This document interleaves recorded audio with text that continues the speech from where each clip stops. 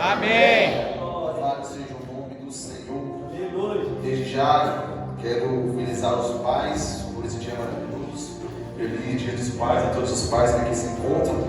Um dia memorável, um dia agradável, assim como outras datas do calendário, como o Natal, como o Dia das Mães, o Dia das Páscoas.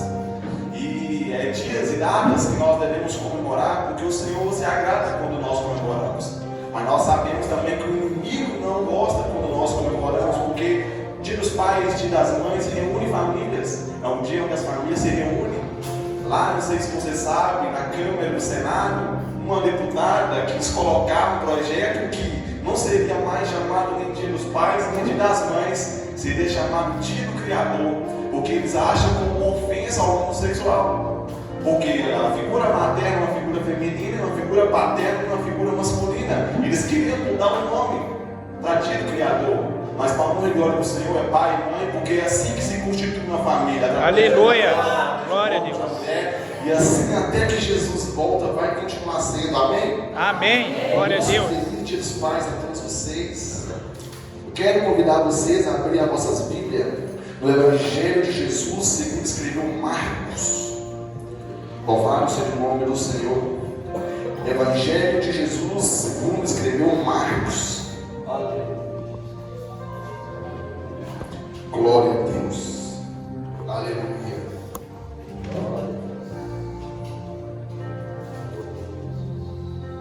Evangelho de Jesus segundo escreveu Marcos, capítulo de número 2, versículo 1 em diante. Glória a Pedi a Deus. minha amada esposa para que louvasse hoje 2 louvores, porque é bom quando os dois caminham juntos, né? Glória a o Deus. sustento do outro prega e ela louva.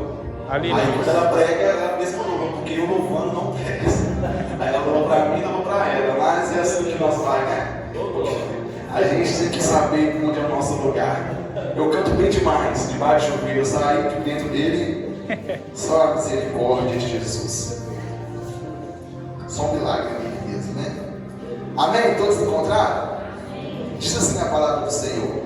Alguns dias depois, Jesus voltou para a cidade de Cafarnaum e logo se espalhou a notícia de que ele estava em casa. Há uma grande diferença. Nós, quando vamos ler a Bíblia, nós precisamos analisar a leitura, examinar o jeito que está escrita. Por quê? Porque está dizendo que Jesus está em casa. Ele não está numa casa ou em alguma casa, ele está em casa. Faz muita diferença, vocês verão.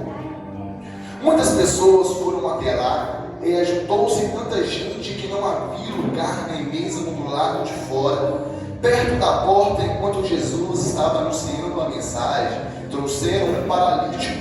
Ele estava sendo carregado por 4 homens, mas por causa de toda aquela gente, eles não puderam levá-lo até perto de Jesus. Então fizeram um buraco no telhado da casa. Nós precisamos também, outra coisa, todas as vezes que você for ler a Bíblia, não leia a Bíblia imaginando a nossa cultura do século XXI. As casas na época eram feitas de maneira diferente. As paredes e o teto eram feitos do mesmo material. Não tinha telha a qual eles poderiam tirar, depois colocar novamente. O teto ali, quando você vai estudar, você vai ver que eles quebravam o teto. Para que eles descessem o paralítico, eles tiveram que quebrar a casa onde Jesus estava. Me perdi aqui, mas vou achar de novo.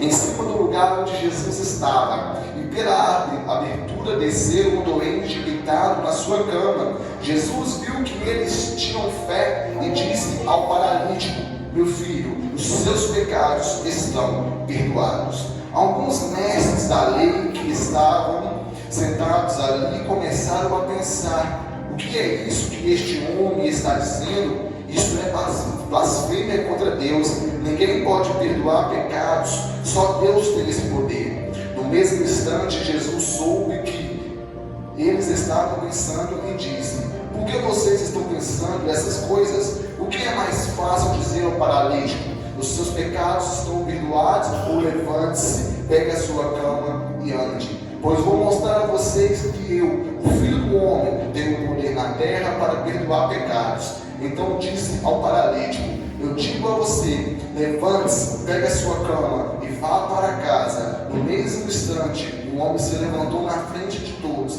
pegou a cama e saiu. Todos ficaram muito admirados e louvaram a Deus, dizendo: nunca vimos uma coisa assim. Amém por essa palavra? Amém. Vamos orar. Pai, mais uma vez eu te louvo, te exalto, Pai, graças a Ti, porque o Senhor é bom e mais uma vez me concede a oportunidade de assumir a tribuna, Pai, e ministrar o coração da Tua igreja, que não seja mais eu, mas que seja o Teu Espírito a falar. Opera no coração deste homem, desta mulher, Pai, e que através dessa palavra, Senhor, Teus filhos venham sair daqui melhor do que quando chegaram. É o que eu te peço nesta noite, Pai. Toma minha vida em Tuas mãos e usa, meu Pai, mais uma vez como um canal de bênção. E toda a igreja diz: Amém. glória a Deus, queridos, aceitar.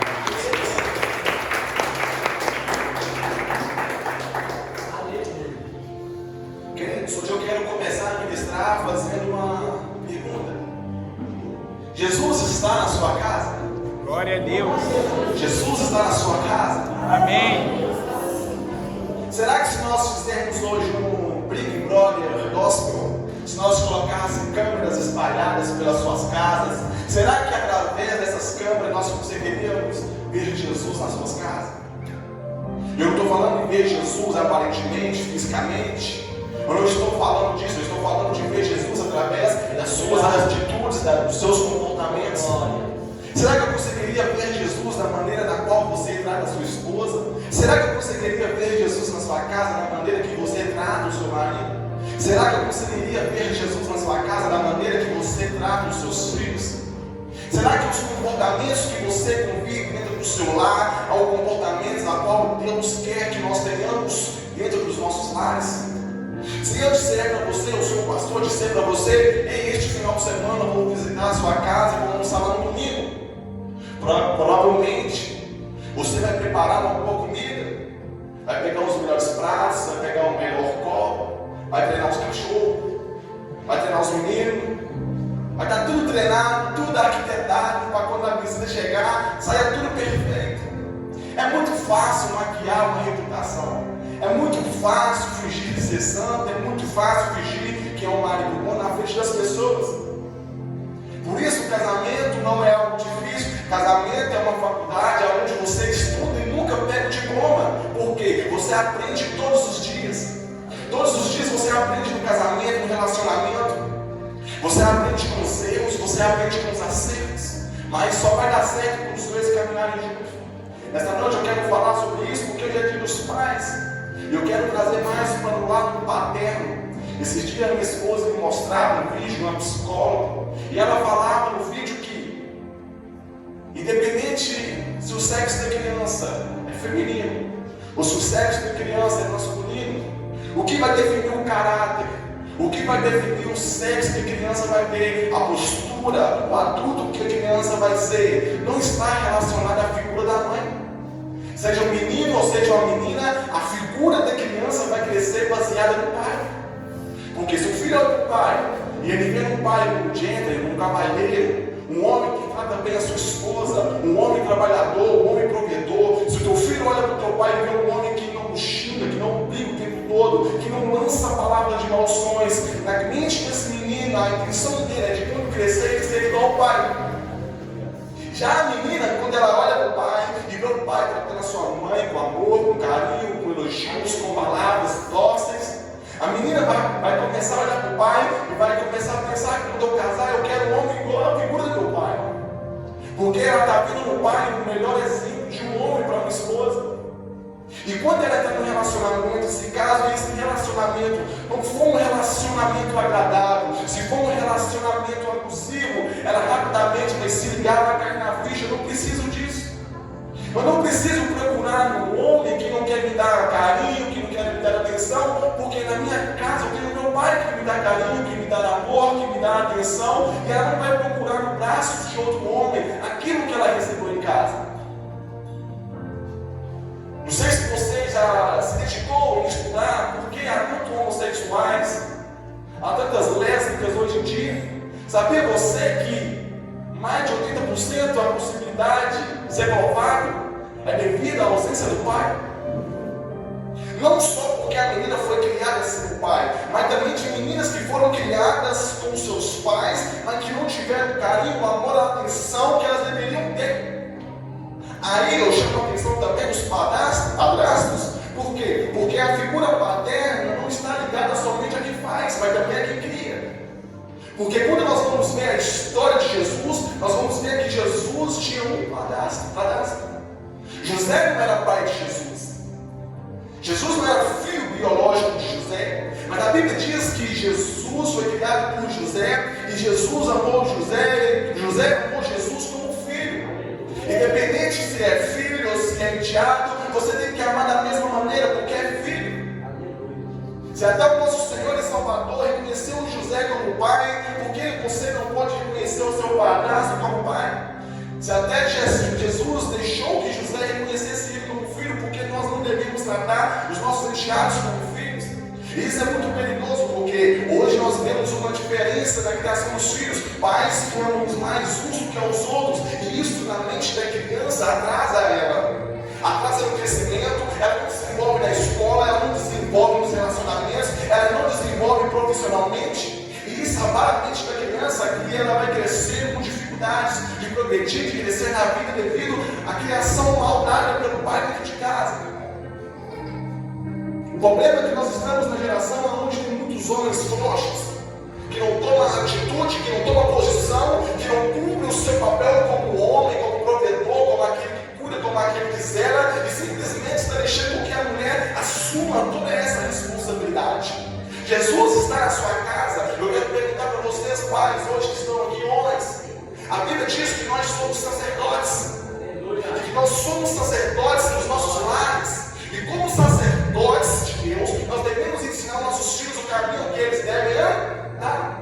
Eu poderia citar aqui vários versículos, várias passagens, que aonde Deus vem nos dizer como nós devemos criar nossos filhos, da maneira que devemos criá-los, do jeito que devemos educá-los, para que nós os preparemos para a sociedade. Mas eu não preciso falar de Bíblia para ensinar isso para vocês. A própria Constituição Federal diz que é obrigação, que é dever do pai e da mãe criar os seus filhos e dar a eles a educação. O problema é que nós queremos que a escola dê a educação para os nossos filhos. Nós queremos que a igreja ensine nossos filhos aquilo que nós deveríamos ensinar. Aí nós erramos, nós pecamos e falhamos. Aí quando nossos filhos se desviam dos caminhos do Senhor, nós vamos perguntar onde erramos. Errar por não examinar as Escrituras. Nós precisamos examinar as Escrituras. Em Londres existe uma escola cristã protestante. Nessa escola cristã protestante tem culto, tem escola bíblica, tem tudo lá, louvor, ensinamentos bíblicos. 80% dos alunos dessa escola cristã protestante são filhos de muçulmanos. Eles entram na escola com 6 anos de idade e só saem delas com 16. 10 anos, filhos de muçulmanos entram numa escola cristã, eles participam do culto, aprendem a Bíblia, aprendem os louvores, mas quando eles saem da escola com 16 anos, eles saem muçulmanos. Com 6 anos, até os 16 anos, eles aprendem tudo que a Bíblia ensina, mas eles não mudam aquilo que eles acreditam. Por quê? Porque dentro de casa, o pai e a mãe estão ensinando para os seus filhos a religião deles. Eles são capazes de dar as próprias vidas pelo Deus deles, não é? Aí nós queremos responsabilizar a história e a igreja pela educação dos nossos filhos. Aí nós erramos muito. Tomara que a partir de hoje você não continue mais a errar. Essa mensagem não tem nada a ver com o de uns pais, porque a cura de um paralítico descendo no telhado. Mas eu quero mostrar para vocês algo diferente de toda essa palavra. Eu quero mostrar para vocês nessa noite algumas coisas que acontecem quando Jesus está em casa. A Bíblia diz que Maria engravida, concebida pelo Espírito Santo. Quase perto de ganhar o menino Jesus, Maria e José têm que descer até Belém para que houvesse a contagem do povo, o restesiamento. A Bíblia diz que José e Maria descem para Belém para fazer o restesiamento. E quando eles estão em Belém para fazer isso, a Bíblia diz que Maria começa começa a sentir dores de parto, ali ela começa a sentir aquilo que toda mulher sente perto de ganhar a criança. E agora as crianças estão em Belém. Jesus vai nascer em Belém. E ele fica em Belém por um período. Acredita-se que até os 2 anos de idade. Aos 2 anos de idade, Herodes tem uma ideia de querer matar todas as crianças de 2 anos para baixo. Por quê? No período que Jesus nasceu, e que os magos foram visitar Jesus, que eles passaram pelo rei Herodes, e falou: vá até ele, volte e me conte para que eu também vá adorá-lo. A Bíblia diz que Deus, em um sonho, avisou os magos para que eles entrassem e voltassem por outro caminho, que não voltassem para dizer a Herodes onde Jesus estava. Herodes ficou muito tempo esperando para que os magos voltassem e contassem para eles aonde Jesus estava. Mas eles não voltaram. Passaram-se um tempo, quase 2 anos. Herodes tomou a decisão de matar todas as crianças de 2 anos para baixo. A Bíblia diz que Deus, no sonho, fala para José: José, pega a sua mulher, pega o menino e vai para o Egito. A Bíblia diz que Maria, José e Jesus viveram um tempo no Egito até a morte de Herodes. Após a morte de Herodes, a Bíblia diz então que Deus mais uma vez avisa José. José pega Maria, José pega Jesus e eles vão para Nazaré. Jesus passou toda a sua infância morando em Nazaré. Ele aprendeu a trabalhar em Nazaré. Ele aprendeu a ler com o seu povo em Nazaré. Ele aprendeu a trabalhar em Nazaré. Ele virou carpinteiro em Nazaré. A sua infância, até os 30 anos de idade, Jesus viveu em Nazaré.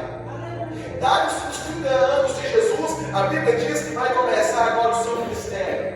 E quando Jesus vai começar o seu ministério, ele é estratégico.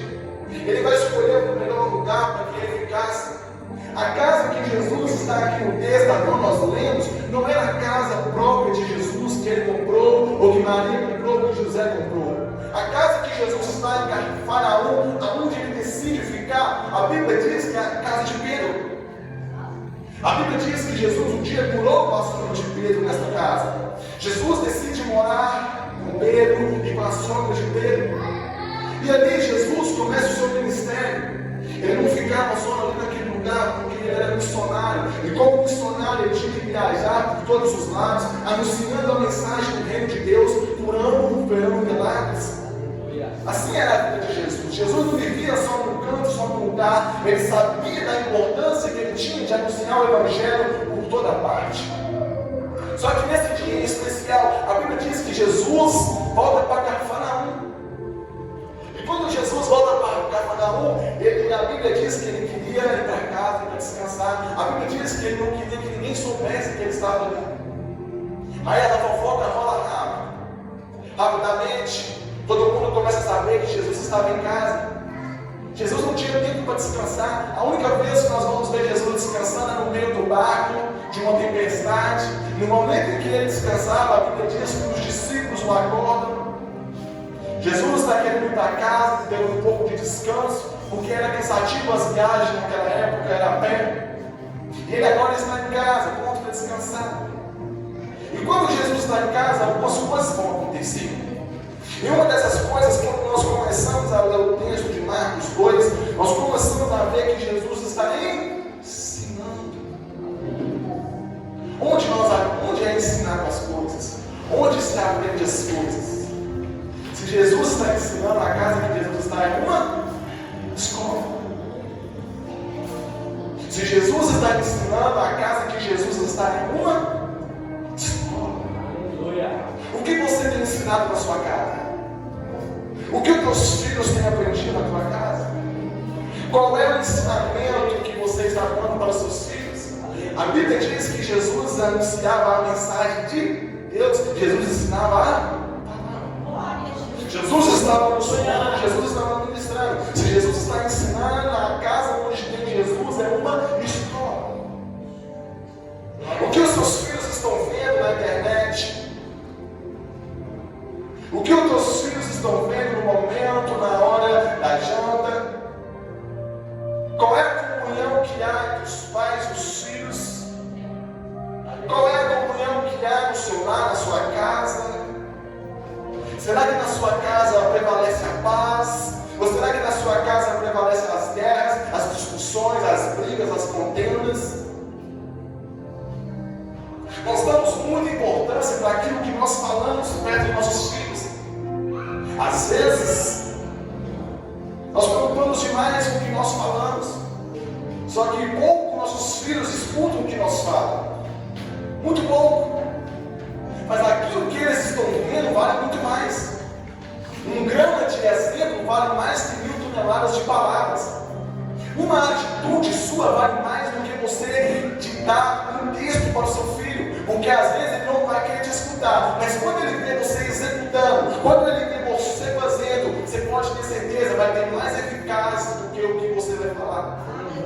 A sua casa tem sido uma escola, a sua casa tem sido um lugar de aprendizado. O que você tem ensinado para os teus filhos, o que você tem dito para os seus filhos, qual é o teu comportamento para que os teus filhos olhem para você e vejam em você bons exemplos. Será que o teu filho, quando olha para você, diz: eu quero ser igual ao meu pai? Será que a tua filha olha para você e diz: eu quero ser igual à minha mãe? Porque infelizmente nos dias de hoje existem pais, existem mães que não são bons exemplos para os seus filhos. Eu preciso falar porque eu estou ministrando a palavra de Deus. E eu não estou ministrando aqui para pessoas que não conhecem a palavra de Deus. Eu estou ministrando para uma igreja que conhece a palavra de Deus. Aleluia. Eu estou ministrando para um povo no qual o comportamento deveria ser exemplar diante da sociedade. O que o seu vizinho pensa de você, o que o seu vizinho fala de você. E aqui é muito perigoso, porque o que eu vejo muito nos dias de hoje, pessoas que tentam passar uma imagem da qual o comportamento não condiz. Até se veste como cristão, até coloca a Bíblia debaixo do braço como cristão, até liga o seu som em casa com louvores, para que os vizinhos escutem como cristão. Mas e teus filhos? O que eles têm aprendido? O que você tem ensinado? Qual é a educação? Como está sendo forjado o caráter? Será que teus filhos olham para você e veem em você um bom exemplo? Será que teus filhos olham para você e veem em você uma pessoa na qual ele pode se espelhar? Não adianta quebrar o espelho, o reflexo vai ser sempre o mesmo. Que você possa ensinar para os teus filhos o caminho que ele deve andar, mas não só lendo a palavra, não só ensinando ele a orar, mas com os comportamentos, com as atitudes. Se você maltratar a sua esposa na frente do teu filho, a probabilidade de ele maltratar a futura esposa dele é muito alta. Se a tua filha vê você batendo na sua esposa, a probabilidade de ela aceitar apanhar do marido dela também é muito alta. Cuidado com o que você tem ensinado para os seus filhos em casa. Tome cuidado, porque você pode estar acabando com o futuro dos teus filhos. Eu não posso falar de lar de ninguém, porque cada um sabe do seu lar. Como eu disse, é muito fácil maquiar, é muito fácil fingir ser bom pai, ser boa esposa, ser bom marido, é muito fácil na frente das pessoas. Mas que você tenha essa consciência de que, se você não mudar as suas atitudes com os seus filhos, eles vão ter graves consequências. E a segunda coisa que eu quero falar nessa noite, que acontece quando Jesus está em casa. A Bíblia diz que muitas pessoas iam até a casa onde Jesus estava. Pessoas que já estavam em estado de depressão profunda, pessoas que já estavam com transtorno de ansiedade profunda, pessoas que já não tinham mais a quem recorrer. Não havia um estudo profundo de psicologia naquela época. A Bíblia diz que as pessoas vão até Jesus, na casa onde Jesus estava, pessoas que estavam à procura de um refúgio. O que é um refúgio? Imagina você 3 horas da madrugada, sozinho no meio da rua, não tem nenhuma água pernada, não tem ninguém. O seu carro acaba com a gasolina, você desce do carro, fecha o carro, e começa a dar pelas ruas para ver se é acha do posto ou se acha a ajuda de alguém. Aí você vai, entra numa rua, num beco sem saída, numa rua sem saída. E quando você pega a rua sem saída, você resolve voltar para trás. E quando você vira para trás, quando você olha, tem um pitbull. Aí esse pitbull vai rir para você. Imagina! Irmãos, você vai arrumar um desespero, mas ele vai correr dando, vai correr dando. Imagina o pitbull, 3 horas da manhã, ninguém, só você. Você vai correr para onde tiver espaço. Aí de repente o vizinho acorda e vê o seu desespero. Aí o vizinho vai rapidamente, abre a porta, chama você para que você entre, e você correndo desesperado, entra, e o pitbull fica pro lado de fora e nada acontece. Isso é um refúgio. Será que a sua casa tem sido um refúgio? Será que quando dá 5 horas da tarde, que bate o sinal da fábrica, será que quando você está indo para o teu lar, você está indo alegre, com ansiedade para chegar lá, encontrar com a sua esposa, ou encontrar com o seu marido, ou encontrar com os seus filhos, ou será que quando dá 5 horas da tarde, dá um desânimo? Porque tem gente assim. Tem gente que está na hora de ir para casa, de voltar para casa, desanima. Não quer nem que as horas passem rápido, para que demore a hora de chegar em casa. Porque sabe que quando chegar em casa vai ser todo dia a mesma cena, a mesma novela. Aí a sua casa tem sido lugar de refúgio. Uma casa onde é lugar de refúgio, as pessoas querem ir. As pessoas querem te visitar. As pessoas querem almoçar na sua casa, querem ir te ver. Quantas pessoas já me disseram para mim, para minha esposa, não sei porquê, mas quando eu estou na sua casa eu sinto uma paz. Já disseram isso para minha esposa? Quando eu estou na sua casa, eu não quero ir embora. Parece que tem uma paz na casa. E aqui eu não estou me exaltando de maneira nenhuma. Eu quero que vocês entendam. Eu não posso subir aqui e pregar aquilo que eu não vivo. Eu tenho que pregar aquilo que eu vivo no meu lar, na minha casa. As pessoas dizem, tem uma paz aqui. Quando eu tinha os pais e as mães, era sempre, vamos fazer sua casa. Aí eu falava, você não quer bagunça na casa de vocês não, né? Mas é porque as pessoas gostam de brincar. Este ministério começou na minha casa. Não tem nada lá. É um telhado velho, tudo velho. Os móveis, misericórdia. Não presta nem para jogar fora mais. Mas este ministério começou lá. Porque há uma humildade, há uma simplicidade. A minha casa, por um tempo, foi um refúgio. Depois foi a casa do Dom Domingos, do São Neto. Ela foi um refúgio para que nós nos refugiássemos lá em tempos de frio, em tempos de chuva, para que nós pudéssemos cultuar o nosso Deus. E olha onde nós chegamos. Quando as coisas são feitas com amor, são feitas com carinho, com prazer, com a alma agraciada, quando as coisas são feitas para o Senhor, da maneira que Ele quer, da maneira que Ele gosta, você pode ter certeza, vai crescer, vai prosperar, vai progredir. Os planos de Deus são maiores que os meus e que os seus. Aleluia. Por muita coisa eu e minha esposa já passamos. Muitos disseram que nós não íamos chegar a lugar nenhum, que nós não íamos continuar juntos mais. 2 jovens, um de 15, um de 19. Aonde isso poderia dar? Olha onde nós estamos hoje. É lógico que temos as nossas batalhas, as nossas guerras, as nossas dificuldades, mas a partir do momento que nós conhecemos o Senhor, nós nos dedicamos em conhecer a Ele mais, se aprofundar na Tua Palavra, e quando nós entendemos que Ele é o único, que Ele é Senhor, que Ele é Salvador, a nossa vida transformou da água em vinho. E quantas pessoas já chegou para mim e disse, olha, eu escutei pessoas lá no serviço falando de você. A pessoa nem sabia que a outra pessoa não conhecia e falou, Deus mudou a vida daquele rapaz. Um pastor chegou para mim e falou que escutou pessoas falando no serviço deles. Aí, pastor, eu fico muito entristecido. Eu fiquei mais ou menos um período agora sem pregar. Alguns até acharam que eu tinha desviado, foi desviado.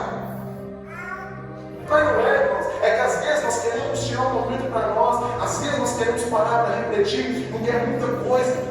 Não é fácil ser um homem, um pai de família, uma mãe, uma mulher de família, porque as dificuldades são diárias. Eu disse, o casamento é uma escola onde você nunca pega o diploma.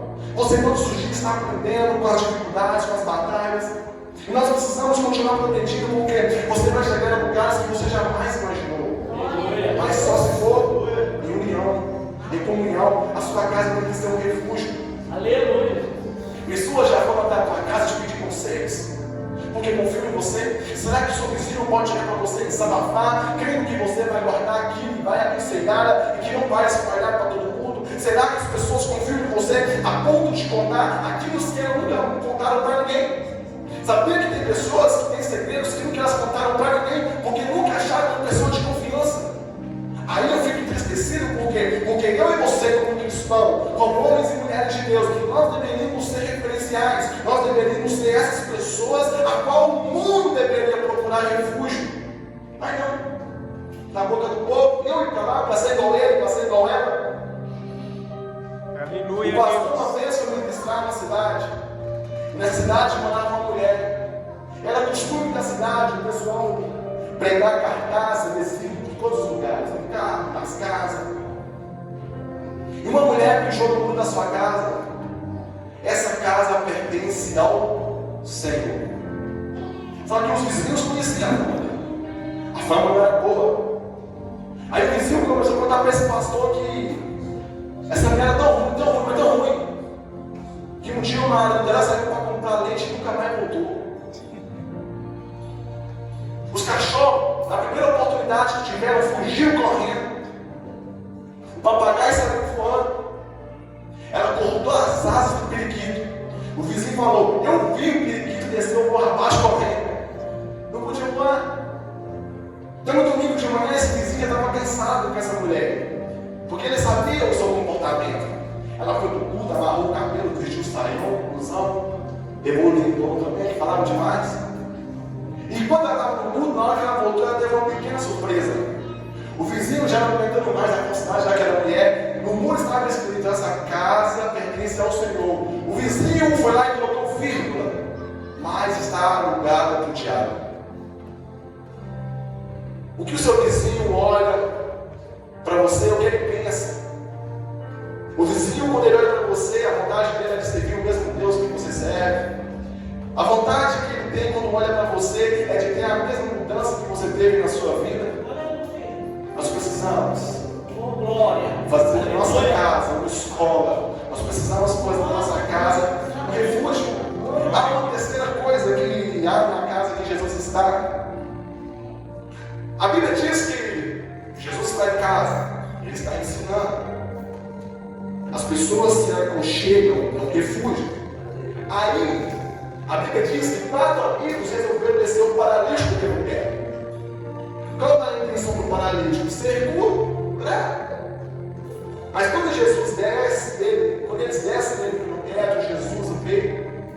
Jesus diz: filho, perdoados estão os seus pecados. Se Jesus está na sua casa, tem que ter perdão. Isso é preocupante.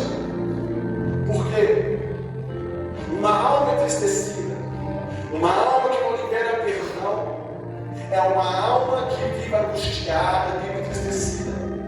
Perdoar não é fácil. Perdoar no diminutivo, perdi.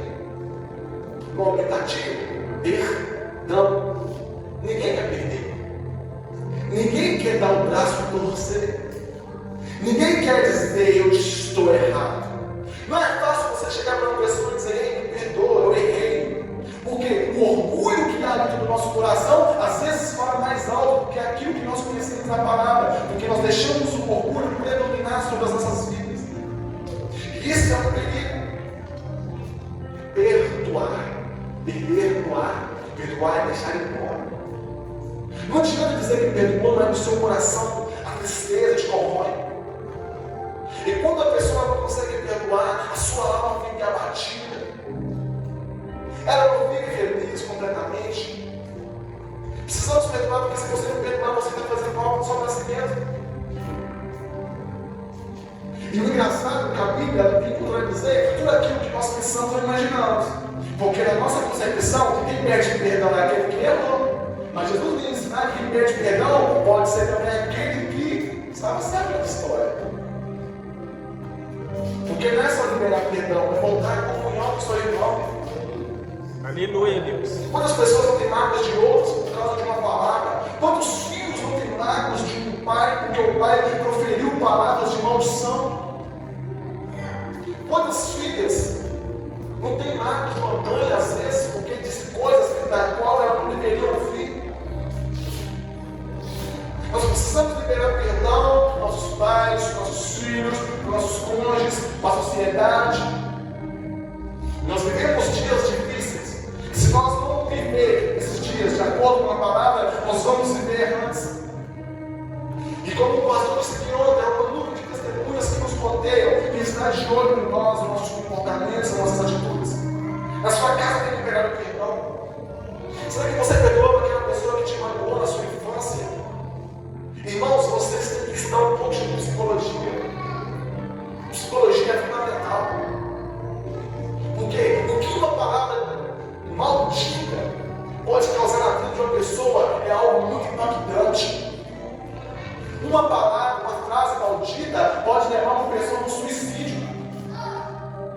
Nós vimos um caso onde a esposa contava com o marido, que estava com depressão, e ela falava com ele o tempo todo: eu vou me matar, eu vou me matar. E ele não acreditava, ele zombava, ele falava com ele: então se mata. A mulher foi e se suicidou.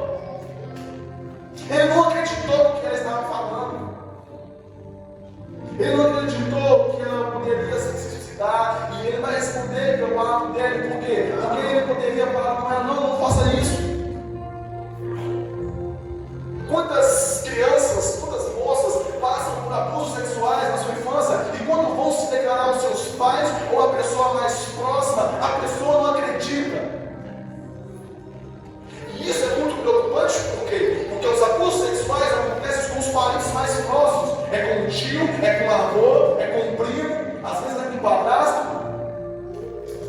O problema das igrejas de hoje, não das igrejas em geral, mas principalmente naquelas que não se dedicam ao estudo da palavra, é que elas não se preocupam com as coisas que acontecem fora da igreja. Elas se preocupam com o culto, com o louvor, com a palavra, mas não se preocupam com aquilo que o mundo está fazendo lá fora. Abusos estão acontecendo, mulheres estão sendo espancadas pelos maridos, e a igreja está calada, a igreja está fazendo nada para ajudar essas pessoas.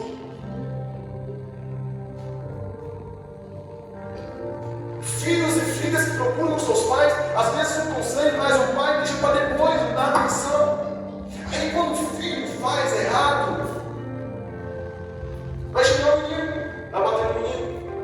Mas o filho foi falar antes, não quis avisar, o pai intertido no celular, intertido na televisão, o filho não deu atenção para aquilo que o filho estava falando no momento. Aí o filho cresce com rancor, mas é preciso liberar perdão. Para que tenhamos a alma sarada.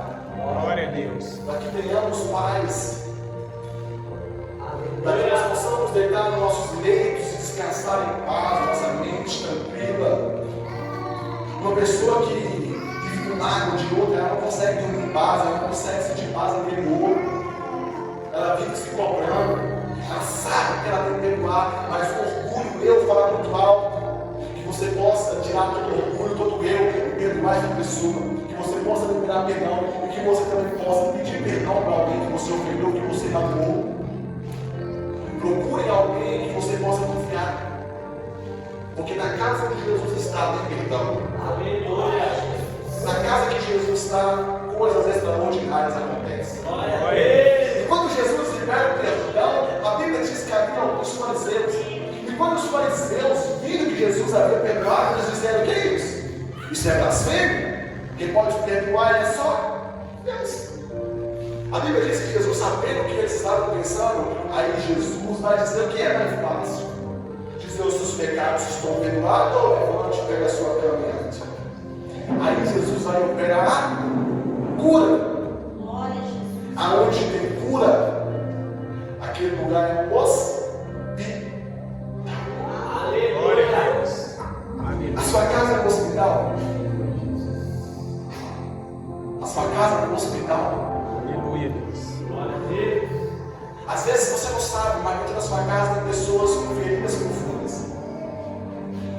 Você não sabe, mas às vezes o seu filho está machucado na alma, no coração. Às vezes o teu filho está precisando de um cuidado. E quando eu falo de cura, não é só cura física, mas às vezes é mesmo uma cura da alma. Nós que somos cristãos, às vezes nós queremos espiritualizar as coisas demais. Às vezes o filho está com depressão, o filho precisa de um psicólogo. O filho precisa de um profissional na área, que sabe, que da sua. Mas não, vamos orar, achando que cura é só oração, mas não é só oração. Existem profissionais estabelecidos por Deus para que nos ajude a passar por esses momentos. Às vezes está morrendo de uma dor na cabeça, de uma dor na barriga, no estômago, mas não procura um médico. Não vou orar, Deus vai resolver. Não vai. Deus só vai agir, Deus só vai operar onde você não tem condições de ir mais. Aleluia, Jesus. Deus não vai operar até o momento em que você pode fazer algo. Ele disse: faz a tua parte e eu te ajudar, creio. Existem coisas que é você que tem que correr atrás. Você tem a bênção de Deus, você tem a bendição de Deus, você tem a condição de Deus, mas não espere tudo só de Deus. Glória a Deus. Porque senão fica muito fácil, Aí morre. Aí o parente, por que Deus? Porque não foi no médico, foi no psicólogo. Aí suicida, por que Deus? Por quê? Porque o filho está doente em casa, a esposa está doente em casa, mas ninguém enxerga. Porque não tem comunhão, não tem diálogo. Aquela casa que não tem diálogo, ela morre. Não existe um relacionamento aonde o casal não conversa. Não existe relacionamento aonde não há comunicação.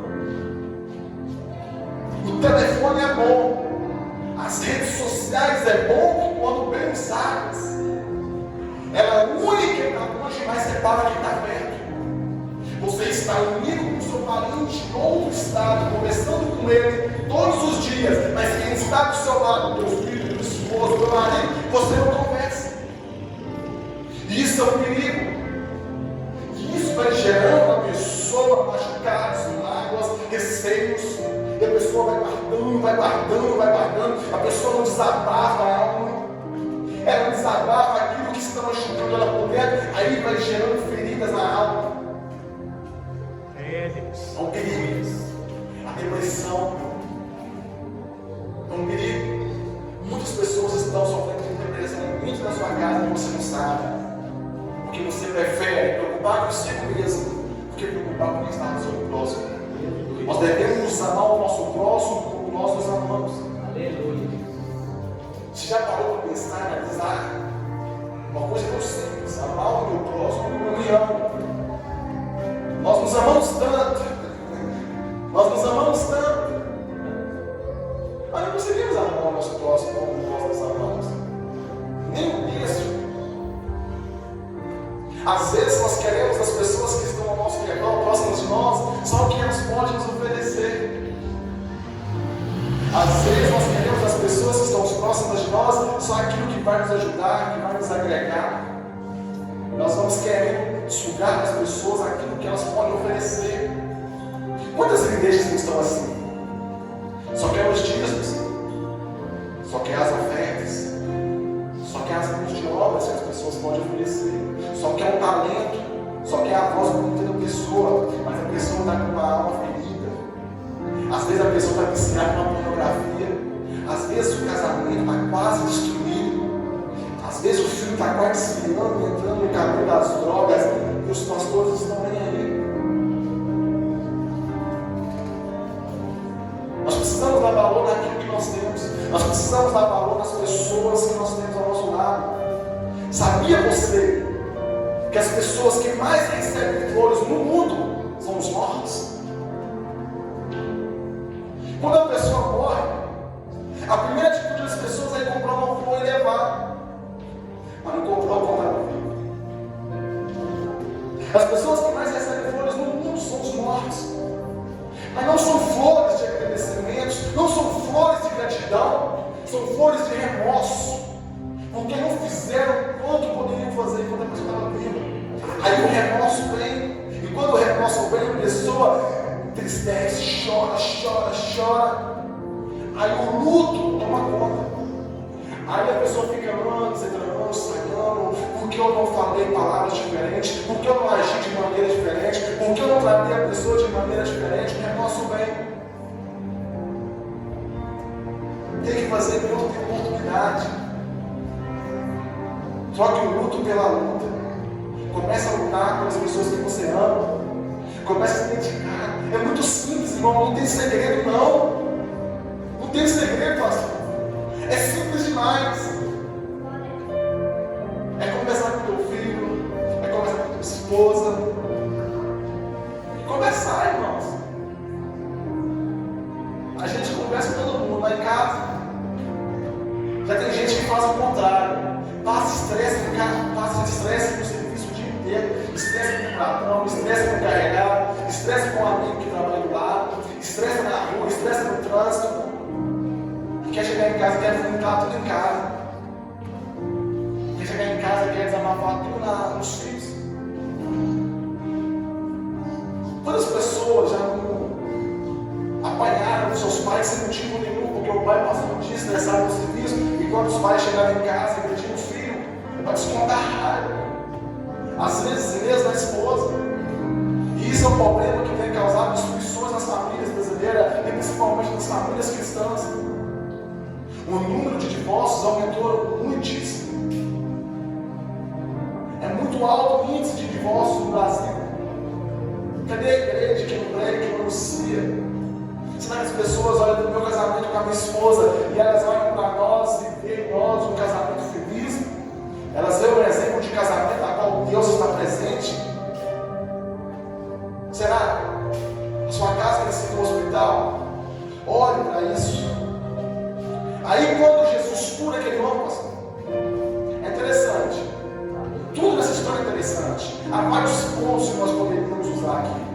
Mas algo interessante é o seguinte: Jesus está em casa. A Bíblia diz que eles não conseguiram entrar com o paralítico. Aí eles têm a ideia de subir pelo telhado. Não tinha escada. Imagina a dificuldade de subir um homem paralítico que não tinha como nem ajudar eles a levantar ele mesmo.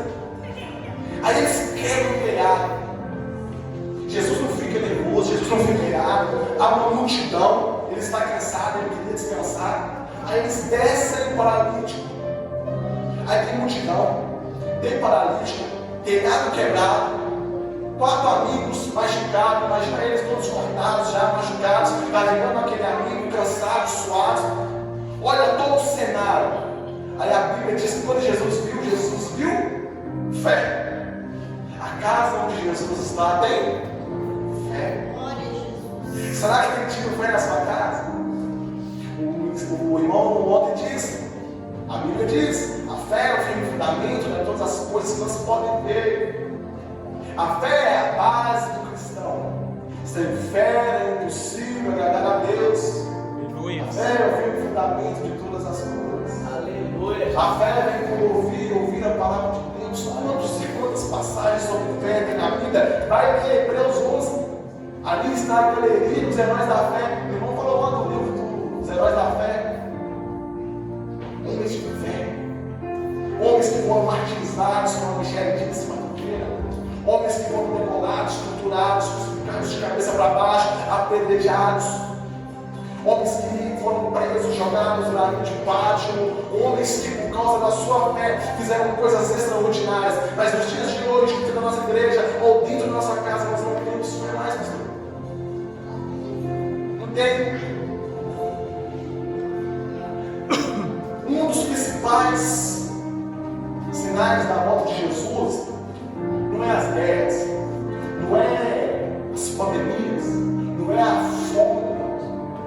Não é os governos, não é a ONU, a nova ordem mundial, o Chile da besta.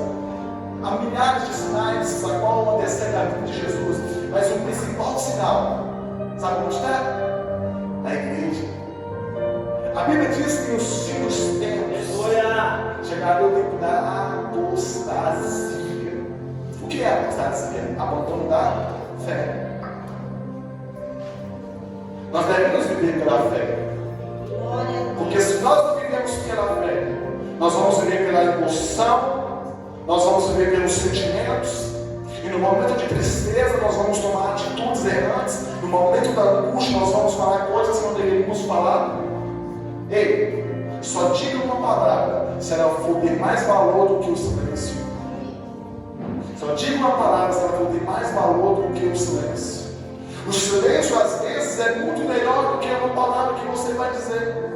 Quando nós estamos vivendo uma apostasia, quando nós estamos vivendo um abandono da fé, a palavra já não tem mais efeito. Deus já não opera mais porque nós deixamos Deus de escanteio, nós deixamos Deus de lado. E quando nós não vivemos pela fé, nós começamos a viver pela emoção, pelos sentimentos, nós magoamos pessoas, magoamos nossos filhos, nossos maridos, esposas, nós magoamos as pessoas. Aí nós começamos a ter uma vida só de aparência. Às vezes eu sou muito criticado pelo meu estilo, não sei porquê. Eu sou, né? Eu sou quem eu sou. Deus sabe o que está passando aqui no meu coração, na minha mente. Deus sabe o que passa na minha casa.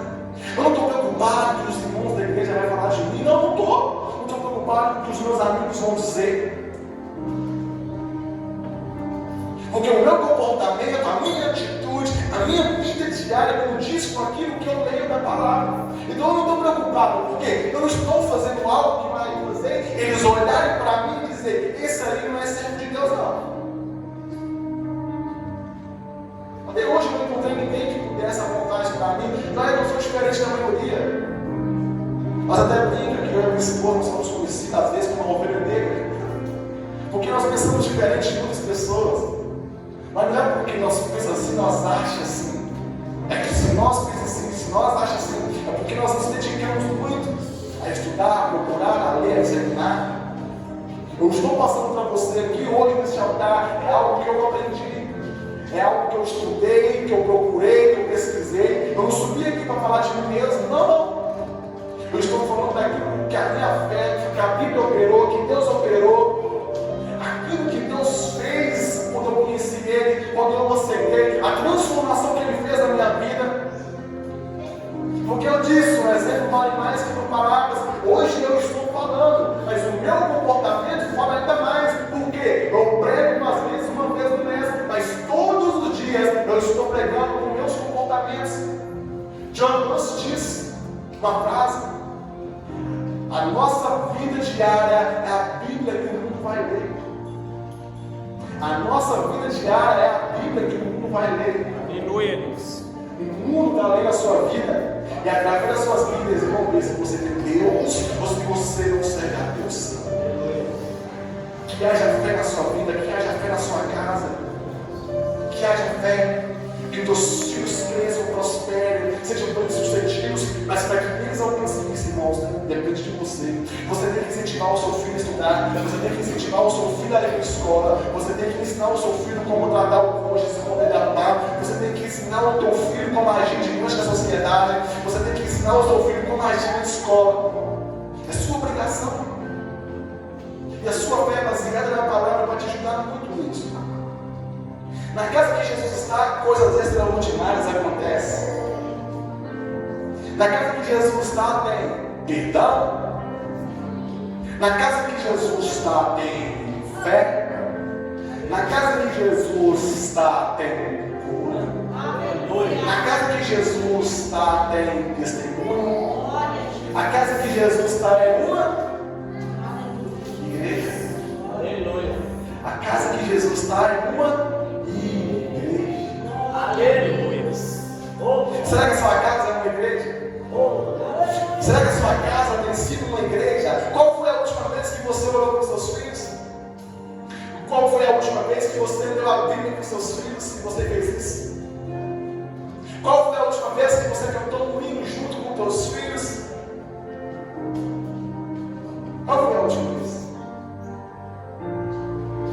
Se você fez pela mesma vez por semana, já é grande coisa. Será que a sua vida, a sua casa tem sido uma igreja?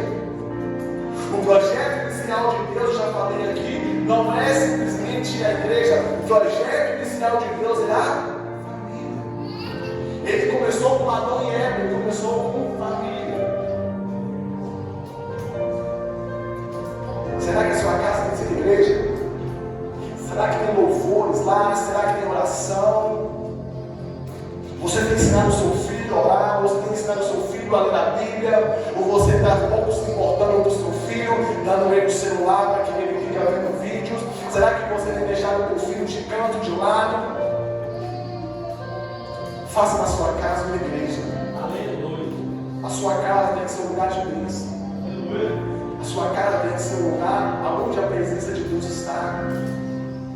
Se Jesus não estiver na sua casa, não vai ser uma casa, não vai ser um hospital, não vai ser um lugar de fé, não vai ser um lugar de perdão, não vai ser uma igreja, não vai ser um lugar de cura. Infelizmente, se Jesus não estiver na sua casa vai ser uma desgraça. O que significa desgraça? Desgarrado da graça, distante da graça. A graça que Jesus nos concedeu na cruz do Calvário nos permite educar nossos filhos. Ela nos permite crescer, prosperar e alcançar lugares, objetivos que nós jamais poderíamos imaginar.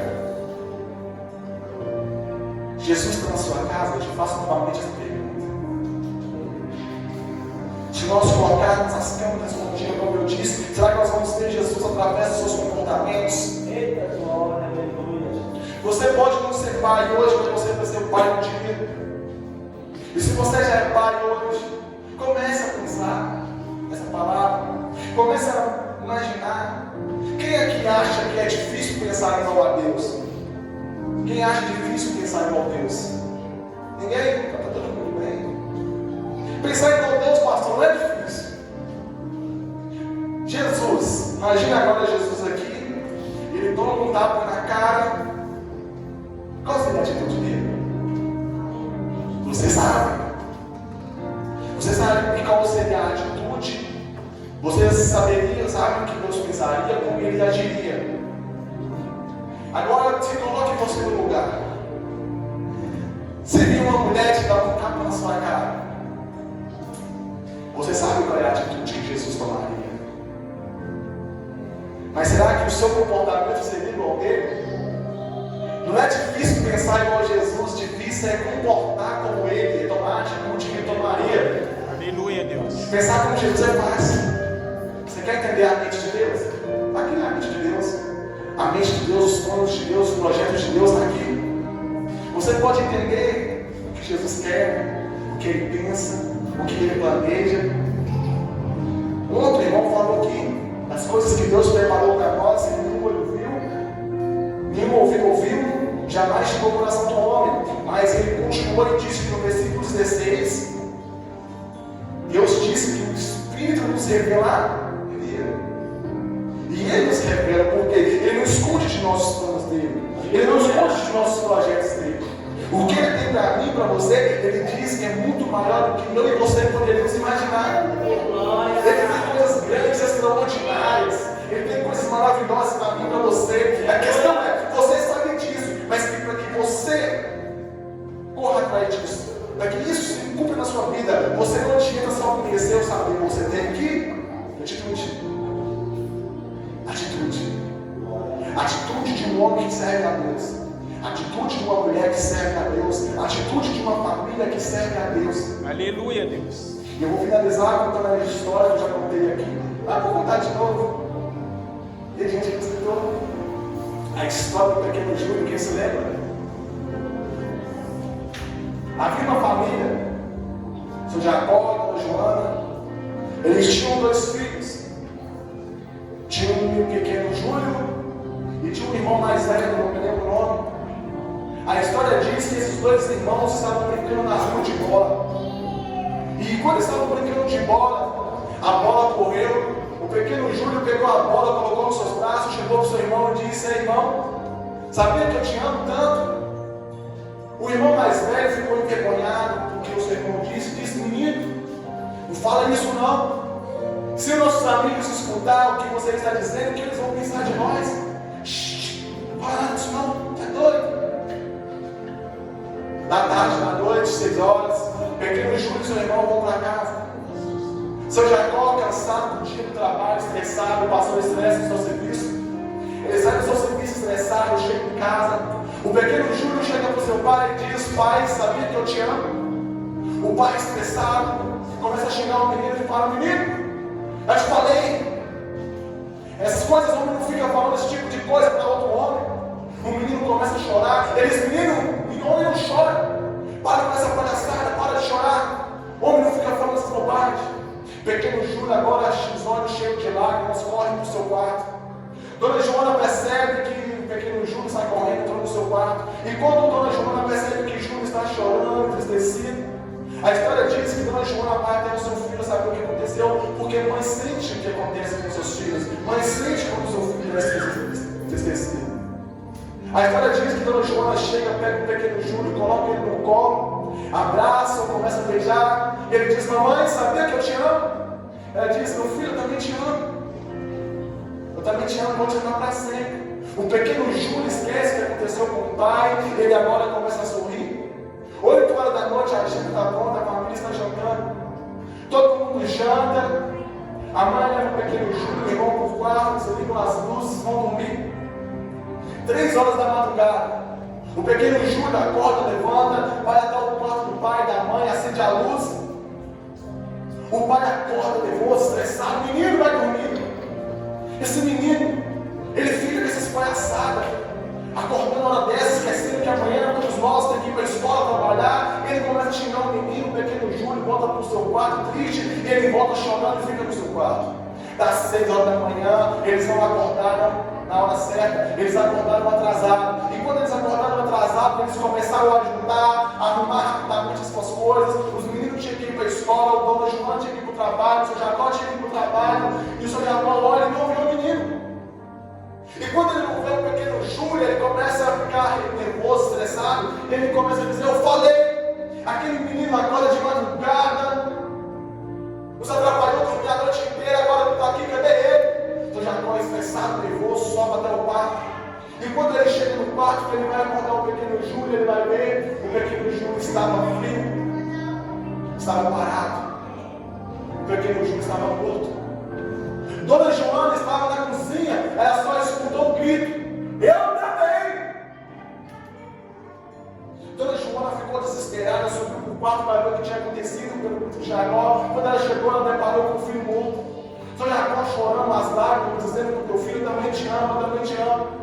O irmão mais velho também chegou, e ali aquela família chorando na morte do pequeno Júlio. O pequeno Júlio estava morto. O pai, desesperado, vai mexer o corpo do filho. E quando ele olha na mão do filho, tinha um bilhete. No bilhete dizia: pai, eu te amo, mamãe, eu te amo, irmão, eu te amo. Irmão, nunca fique com vergonha se alguém dizer que te ama. Papai, o Senhor de tanto trabalhar esqueceu de nos amar. Mamãe, eu te amo muito. Cuidado, porque pode ser tarde. Quando o seu filho dizer que te ama, diz para ele que te ama. Quando o seu filho chegar perto de você, querendo te dar carinho, dá o carinho que ele precisa. Quando o seu filho chegar perto de você, querendo a sua atenção, dá a sua atenção para ele. Porque se ele morrer amanhã, se você não tiver cumprido o papel de pai ou de mãe, irmãos, você vai viver amargamente esquecido o resto da sua vida. Aleluia, Jesus. Cuide do seu filho, ame o seu filho. Zera para a sua família. Porque se um dia você perder a pessoa que você ama, mas que você não cuidou como devia, você vai sofrer. Mas se você cuidar com amor, com carinho, se você fizer tudo melhor que você puder para a sua família, você pode ter certeza que, independente da perda, você vai não viver tão triste como você viveria se não tivesse dado o carinho que a sua família precisava. Que Jesus esteja na sua casa. Que Jesus habite no seu lar. Que o seu comportamento seja um comportamento de cristão. Que as suas atitudes sejam atitudes de um homem ou de uma mulher de Deus. Que os teus filhos olhem para você e vejam em você um grande espelho. Que você reflita a imagem e a semelhança do Senhor. Que os teus filhos sintam prazer de vir para a igreja, não obrigação. Que os teus filhos sintam prazer em estudar e ser alguém, não por obrigação. Não obrigue o seu filho a fazer uma coisa por força. A Bíblia diz que não é por força nem por violência. É com amor. Glória a Deus. Coloque sobre os seus pés. Louvado seja o nome do Senhor. Que o Senhor abençoe a sua família. Que o Senhor abençoe a sua casa. Glória a Deus. Que você, a partir de hoje, me diz nessa palavra, que os seus comportamentos, que as suas atitudes, que a sua família, a partir de hoje, cresça na fé, cresça na sociedade, cresça na igreja, cresça em todas as áreas. Em nome de Jesus. Glória a Deus. Curva a sua cabeça e feche os seus olhos. Pai, eu quero te louvar. Eu quero glorificar o Senhor, porque o Senhor é bom e a tua misericórdia dura para sempre, meu Pai. Neste momento eu quero entregar aqui em tuas mãos, cada homem, cada mulher, cada criança, Pai. Eu entrego em tuas mãos, ó Pai, cada família que aqui se encontra. Pai, que haja cura, que haja, Senhor, perdão, que haja fé, que essas casas sejam hospitais, que essas casas, Pai, essas famílias sejam um refúgio, que essas pessoas encontrem no Senhor aquilo que o mundo não pode oferecer, como foi dito aqui ontem, que as pessoas que aqui estão, Pai, viva diante de hoje, ó Pai, uma vida extraordinária na tua presença, que o teu Espírito Santo enche este homem, enche esta mulher, que o teu Espírito Santo, ó Pai, ensine, ó Pai, os teus filhos, ó, a criar os seus filhos, Pai, que cada homem que aqui se encontra, abençoe a sua jornada, em nome que eles de sejam Jesus. sacerdotes, que eles sejam provedores, que eles sejam aquilo, ó Pai, que o Senhor quer que eles sejam. Pai, abençoa o homem, abençoa a mulher, abençoa a criança, abençoa projetos, abençoa tudo aquilo que teus filhos necessitam, Pai. Ao que eu oro, Senhor, e te peço em nome de Jesus.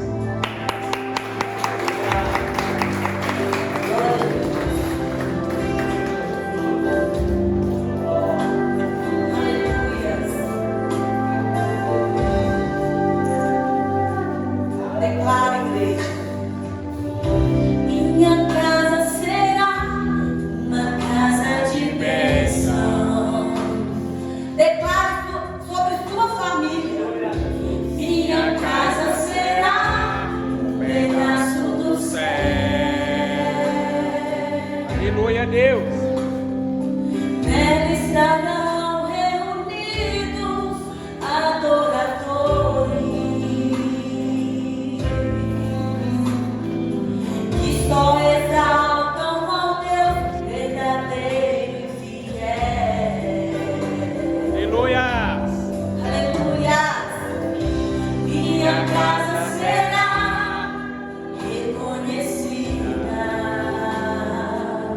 Em nome de Jesus, como um lugar de milagre e oração. Aleluia, Deus. Bendito é o teu nome, Jesus. Onde Jesus tem prazer em ficar, onde o Espírito Santo habita, onde há prosperidade, amor e vida. É Deus, aleluia. Faça do meu lar, Senhor, um lugar de harmonia. Faça do meu coração tua casa todo dia. Esteja à vontade pra ficar pra sempre e nunca mais partir. Porque pois a casa que um dia te receber nunca mais saberá viver sem ti. Aleluia, Deus. Aleluia.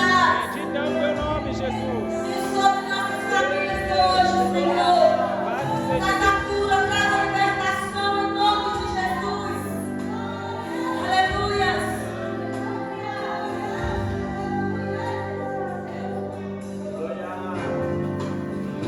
Minha casa será reconhecida. Profetiza como um lugar de milagres e oração. glória a Deus. Onde Jesus tem prazer em ficar, onde o Espírito Santo habita, onde há prosperidade, amor e vida. Aleluia, Deus. Faça do meu lar, Senhor, um lugar de harmonia. Faça do meu coração